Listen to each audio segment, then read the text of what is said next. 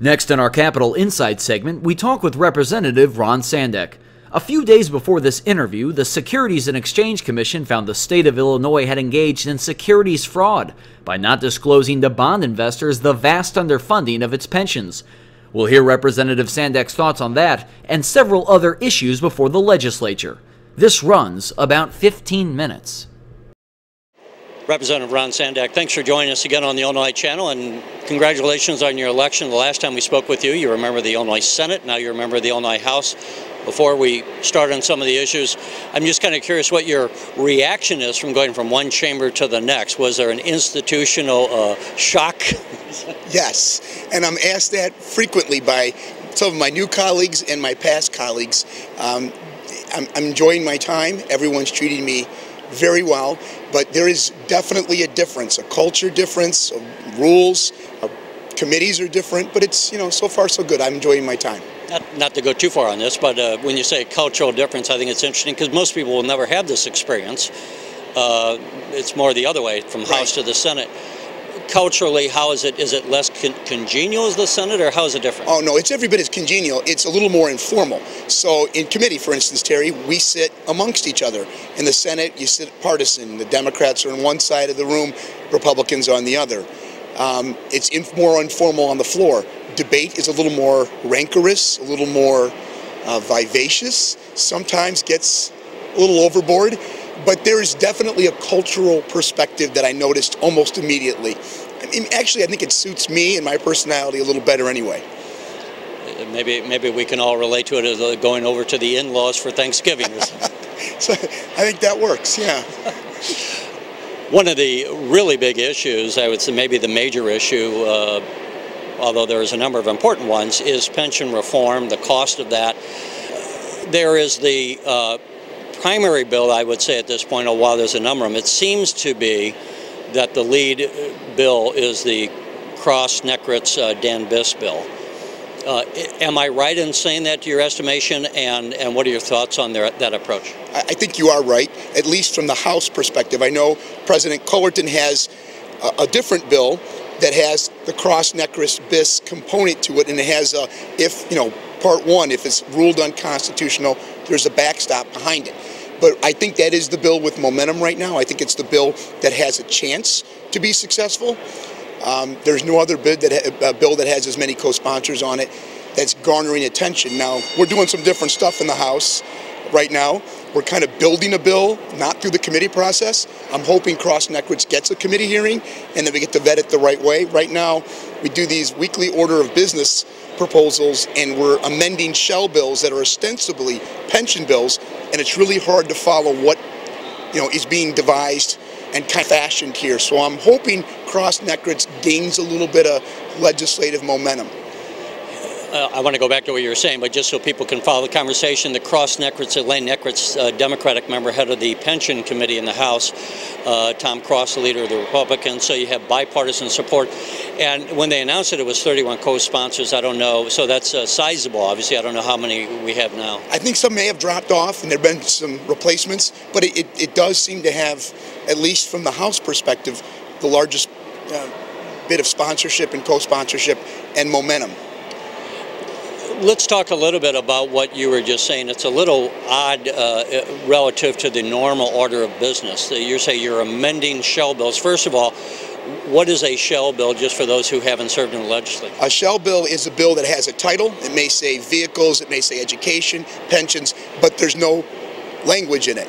It is empty. It's like picking up a book with a title and there's no text on the pages, right? Perfect analogy. And so there's a bill like 1155, for instance, that's a gun bill that we're going to be doing a little bit now. There is no substance to it, but there are a number of amendments being proposed. So we're amending something that has no substance. And when I go tell my neighbors and friends and constituents this, they look at me aghast, confused, sometimes incredulous, all understandable reactions, because it really is a senseless way to try and construct a meaningful bill, whether it's about guns, whether it's about pensions, or anything else that our taxpayers deserve to have clarity on. Why would a legislature do this? What is the purpose of that? Oh man, I wish I knew. This is being controlled, done, orchestrated by the Speaker. This is his process. He has the ability. He has the power and the wherewithal to conduct this process. So this is his call. I wish I knew the answer to that. Now, we had talked off camera in the past. I mean, there are shell bills, and there's a reason sometimes, because there's deadlines throughout the legislative calendar. You have to have a bill go through a committee, and yet an agreement on some issue may not come until the waning days of the legislature in May. So you have to have some vehicle, legislative vehicle, that has gone through the process, and then they can throw the text into, to use that analogy, that book, and people can vote on it. Is this not that procedure? This is not that procedure. The way you talk about it is the proper use of a shell bill, also known as a vehicle bill. Because of timing and because consensus. Look, there's bills that are agreed bill process that take a long time to cook. They're being marinated through the legislative session, and they come to fruition. They're soup. It's soup come May. We're in March.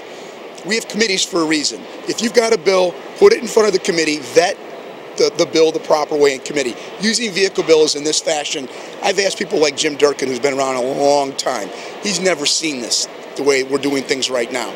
So this is what I consider, humbly, a really inappropriate, somewhat vulgar use of vehicle bills, which I do not. I kind of disdain. I hold my nose and vote for them in committee. I know they're coming back. This is what we're doing. We're doing it on the floor on second reading, and we're amending shells. And has someone explained to, I mean, this is not a Republican caucus idea, has someone explained to you, the Republican caucus, what is the purpose of this? Why are they changing the standard way of operating? I can tell you without giving away any secrets, no one in our side of the aisle has been advised as to why this process is being utilized. We've asked. Wasn't there some discussion about having the Republicans not vote on any of these? We did that for a while.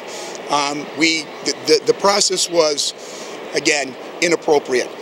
It's violative of good process here. We came here, we were elected by our constituents to serve our districts and represent our taxpayers. When we do this kind of artifice, this shell game, this charade, we've stepped back on some of those votes and not participated. Remember, this is second reading, which, to the folks watching this, that means these votes don't matter. They don't count. It's kind of it's a charade, and so we have not played in some instances because it's wasteful. Well, I won't spend any more time speculating about why that is. There must be some rationale that none of us quite get. Everyone knows, I think, in the state of Illinois, pays any attention to the news, that the pensions are bankrupting the state. They continue to grow.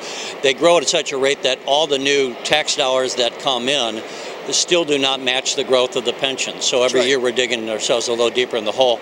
Thus, we need to have reforms.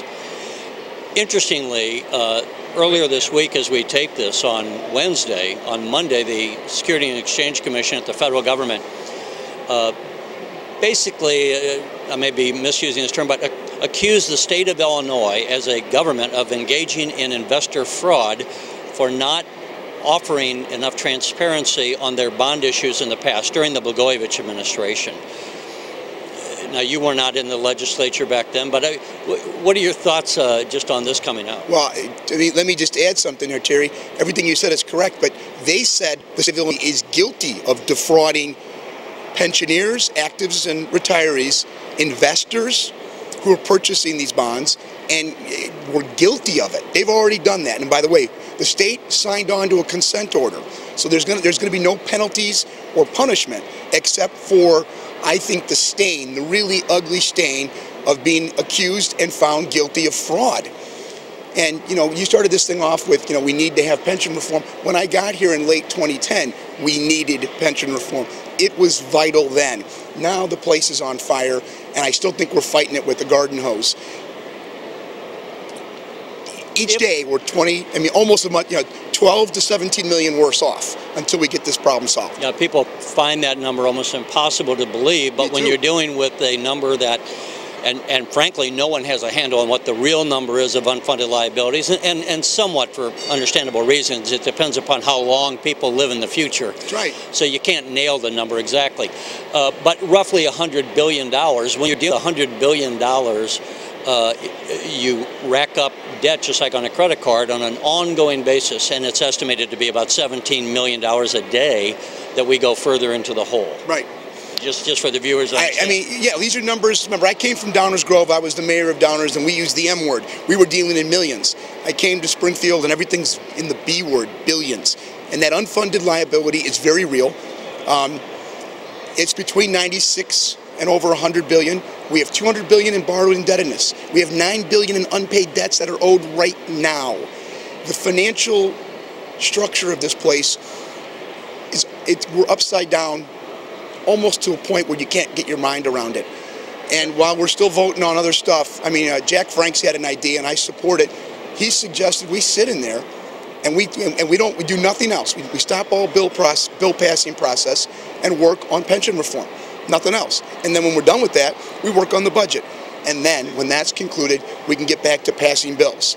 Because those are the two issues that matter, and almost nothing else does. I was going to say, it's almost hard to understand how you would even put together a budget without knowing whether or not you're going to... Been doing it for years, unfortunately. Have the pension bill.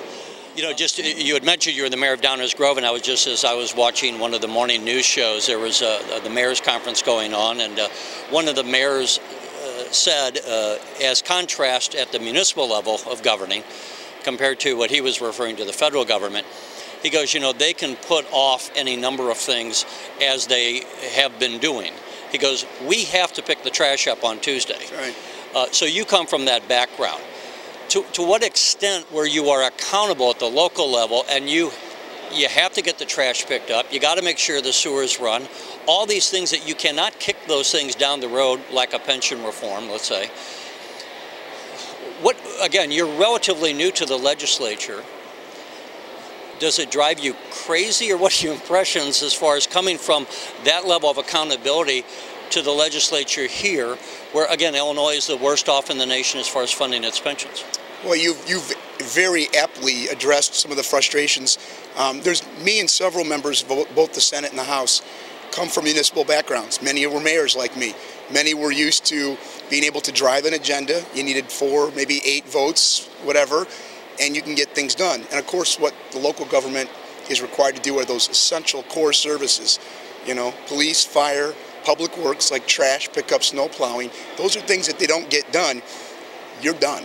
As a local leader, you're finished. It's over. Next person assumes the responsibility. Here, there's such a detached capacity, and because I think, obviously the capital city people live here, but other than those that live here, everyone either drives up or down to Springfield, and they're away from their constituents, and their constituents are away from them. There's this detached kind of component that I've learned about, and this place is very insular. It's got a lot of inside baseball. We talk about all these really cool things that almost nobody outside these walls care about. And so I think that's what happens. We lose our connectivity. And I think with pension reform, there's a series, in that article the Tribune ran today about the ramp up of 94, 95, which caused a lot of the problems. Not all of them, but many of them. Heck, I think we've never funded pensions the right way, maybe ever. And I think they were structurally set up in a way that made sense back in the 40s and 50s that make no longer any sense now. Having said all that, it's easy to kick the can and ignore and kind of compartmentalize things that are just too big and hairy and ugly to deal with. And that's what happens down here. I was going to say, and I would agree, it's like in any industry. People tend to live vertically here in a silo. We were interviewing new Senator Oberweis, who's a famous businessman in the state.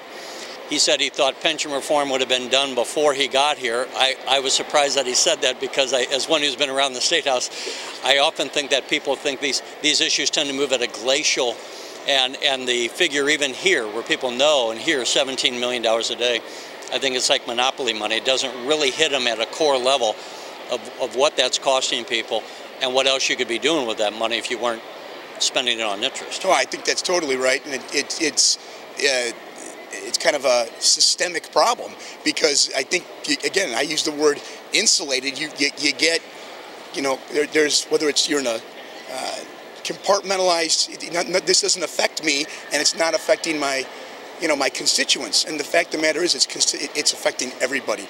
Illinois we are in such financial straits, and the trajectory is still going decidedly down, and I worry about that. The other issues of the day that are really important to lawmakers, God bless them, I appreciate and I really respect their passion, but our ability to focus on pension reform and then the budget is our fault. And it really is. Those are the only two things that really matter. With all due respect to everyone else that has important stuff in their districts and things that matter to them, they pale in comparison. And until and unless we all get on that focused, and stay really tight on those two issues, I'm afraid more of the same is happening and will likely happen until the end of May. Representative Ron Sandack, thanks for joining us again. We could talk a lot longer, but we appreciate you taking the time. Thank you. You're watching the Illinois Channel, an independent nonprofit corporation formed to provide gavel-to-gavel coverage of Illinois state government and other public affairs events taking place across Illinois.